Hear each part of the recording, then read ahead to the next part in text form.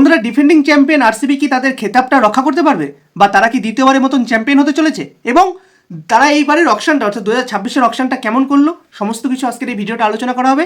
তাই ভিডিওটা বেশি দেরি না করে চলুন শুরু করা যাক। প্রথমেই আমরা আরসিবির এখানে স্কোয়াডটা দেখে নিই, তারা কোন কোন প্লেয়ারকে কিনেছে এবার, এবং তাদের যে বিগত প্লেয়াররা ছিল তারা কোন কোন প্লেয়ার, অবশ্যই আমরা সেটা দেখতে চলেছি।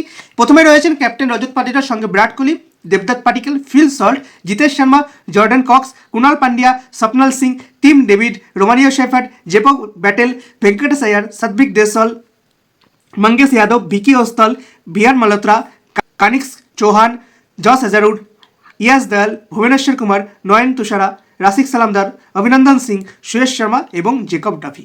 তো বন্ধুরা দেখুন, আরসিবি কিন্তু এই বিগত যতগুলো সিজন হয়েছে তার মধ্যে থেকে এবার সব থেকে বেশি আরসিবি কোনো চেঞ্জই করেনি, অর্থাৎ তাদের কোর টিম কিন্তু তারা পুনরায় ব্যাক করেছে, যেহেতু তারা 2025-এ অবশেষে আইপিএল কিন্তু জিতেছে। তো এখানে আরসিবি তাদের যে মেইন দলটা ছিল সেটা কিন্তু তারা পুনরায় ব্যাক করে নিয়েছে, এবং যেই প্লেয়াররা খেলতে পারছিল না বা তেমন ভালো ফর্মে ছিল না তাদের কিন্তু তারা ছাঁটাই করে দিয়েছে, যেটা কিন্তু সব থেকে ভালো করেছে আরসিবি।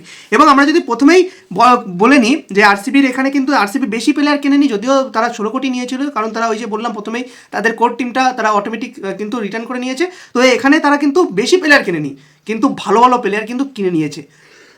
হ্যাঁ বন্ধুরা, প্রথমে যদি আমরা কথা বলি হচ্ছে ভেঙ্কটেশ আয়ারের, দুর্দান্তভাবে ভেঙ্কটেশ আয়ারকে কিন্তু কিনে নিয়েছে। হ্যাঁ, একটা সিজন, গত সিজনটা কিন্তু খুবই খারাপ গিয়েছে ভেঙ্কটেশ আয়ারের কলকাতাতে, এবং সেখানে আমরা দেখতে পেরেছি তার হাত থেকে কোনো রানই হচ্ছিল না, বল তো দূরের কথা, রানই হচ্ছিল না। কিন্তু ওই ভেঙ্কটেশ আয়ারই কিন্তু 2021-এ কলকাতাকে কিন্তু ফাইনালে নিয়ে গিয়েছিল একা হাতে, সেটা হচ্ছে দুবাইতে, এবং তারপরে কিন্তু 2024-এ কাপ জেতানোর পিছনে সেমিফাইনাল, ফাইনালে সহ বিভিন্ন লিগে বিভিন্ন ম্যাচে কিন্তু তিনি দুর্দান্ত পারফরমেন্স করেছিলেন। বিশেষ করে সেমিফাইনাল, ফাইনালে তো দুর্দান্ত করেছেন। সেমিফাইনালে হাফ সেঞ্চুরি, ফাইনালে 40-42 রানে একটা দুর্দান্ত ইনিংস, এবং উইনিং শটটা তার হাতেই এসেছিল। ঠিক আছে, তো এখানে কিন্তু একটা ভালো বাই করে নিয়েছে।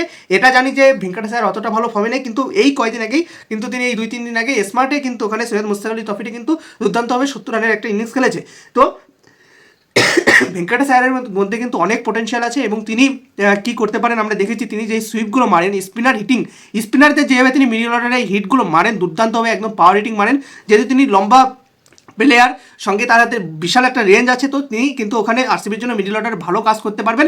এবং সঙ্গে আপনি যদি ওনার কাছ থেকে বলের আশা করেন, সেটাও তিনি করে দিতে পারবেন, এবং এসে শুধু বল না, তিনি কিন্তু উইকেটও নিতে পারেন। ঠিক আছে, তিনি কিন্তু স্মার্টে সেটা করে দেখিয়েছেন। এবং বন্ধুরা, তারপরে আরসিবি কিন্তু বেশি প্লেয়ার কিনেনি, কিন্তু যেগুলো কিনেছে সলিড ব্যাকআপ কিনেছে। কিরকম প্লেয়ার কিনেছে দেখুন, জেকব ডাফি, দুর্দান্তভাবে জেকব ডাফি বর্তমানে টি20 ইন্টারন্যাশনালে ওয়ার্ল্ডে কিন্তু তিনি দ্বিতীয় নম্বরে রয়েছে বরুণ চক্রবর্তীর পরে।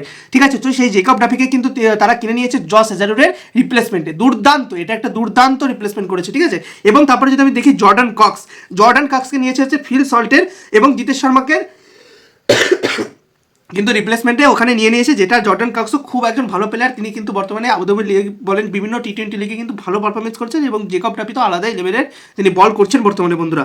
এবং তারপরে আমি বলবো মঙ্গেশ যাদব, এই প্লেয়ারটা দীনেশ কার্তিক কিন্তু খুব ভালো স্কাউটিং করেছে এবার, আমরা বলতে হবে, কারণ তিনি ডোমেস্টিক থেকে যেভাবে উঠে নিয়ে আসছেন মঙ্গেশ যাদবকে। এবার দেখার বিষয় দেখুন, আইপিএলে কিন্তু এবার চমক হচ্ছে যে আমরা ভারতীয় প্লেয়ারদের উপর কিন্তু দেখছি, আমরা ভারতীয় ইয়ং প্লেয়ারদের কিন্তু এবার আইপিএলের দলগুলো দেখছি, বিদেশি প্লেয়ারদের উপর তেমন দেখছে না। কারণ এখানে সিএসকের ব্যাপারে তো আলাদা বলবো, কিন্তু ওখানে বলে রাখি কার্তিক শর্মা বলেন, প্রশান্ত বীর বলেন, এইদিকে মঙ্গেশ যাদব বলেন, ওদিকে কলকাতায় হচ্ছে তেজস্বী দাইয়া। তো ওখানে কিন্তু ভালো ভালো অনেকগুলো প্লেয়ার কিন্তু এবার আমরা দেখতে পেরেছি, যারা কিন্তু হাই র্যাঙ্কিংয়ে কিন্তু ভালো প্রাইজে কিন্তু দলগুলো তারা নিয়েছে। তো এখানে কিন্তু দলদের কিন্তু বিভিন্নভাবে এবং বড় বড় আশা রয়েছে তাদের কাছ থেকে। শুধু তারা যেন ভয় না পায়, প্রথম সিজনে অনেক টাকা দেখে যেন ভয় না পায়, এটাই চাইবো। ঠিক আছে, তো এখানে মঙ্গেশ যাদব একজন পেসার, তিনি দুর্দান্ত বল করেছেন ডোমেস্টিকগুলোতে, এবং সেখানে তার জোরেই কিন্তু তিনি এবার অকশনে চান্স পেয়েছেন, এবং সেখানে তিনি দুর্দান্ত 5 কোটি 20 লাখ টাকা, ঠিক আছে, কম না, 5 কোটি 20 লাখ টাকা অনেক। ঠিক আছে, তো 5 কোটি 20 লাখ টাকা ওখানে নিয়ে নিয়েছে আরসিবি।